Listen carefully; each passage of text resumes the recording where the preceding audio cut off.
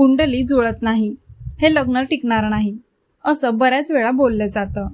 पण सावित्रीने सत्यवान 1 वर्षात मरणार हे माहीत असून सुद्धा तिने त्याचीच निवड का केली?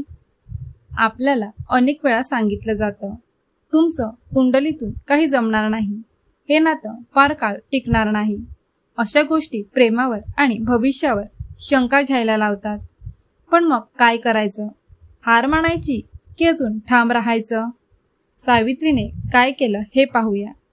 सावित्रीला सत्यवानाच्या मृत्यूबद्दल नारदांनी आधीच सांगितलं होतं. त्यामुळे वडिलांचाही तिच्या लग्नाला नकार होता.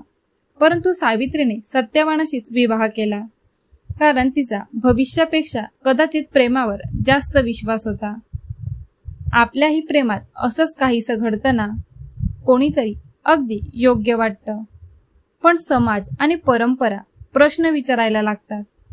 पण शेवटी निवड आपलीच असते. भीतीपुढे झुकायचं की प्रेमासाठी धाडस करायचं? आणि अखेर जेव्हा सत्यवानाचा काळ आला आणि तो कोसळला, त्या क्षणी सुद्धा सावित्रीने हार मानली नाही. ती निर्धाराने यमाच्या मागे चालत गेली आणि तोवर थांबली नाही जोपर्यंत सत्यवानाला परत मिळवलं नाही. आज आपल्या नात्यातही यम येतो. गैरसमज, अंतर, समाजाचा दबाव आणि त्या आवाजांचा गोंधळ जे म्हणतात हे टिकणार नाही. पण लक्षात ठेव, खरं प्रेम फक्त कुंडलीवर अवलंबून नसतं, ते संघर्षातून घडतं. जेव्हा कुणीतरी असं बोलते की तुझं प्रेम टिकणार नाही, भविष्यात तुमचं काही जुळणार नाही, तेव्हा ठामपणे सांग त्यांना, सावित्रीच्या प्रेमापुढे यमालाही नमावं लागलं होतं.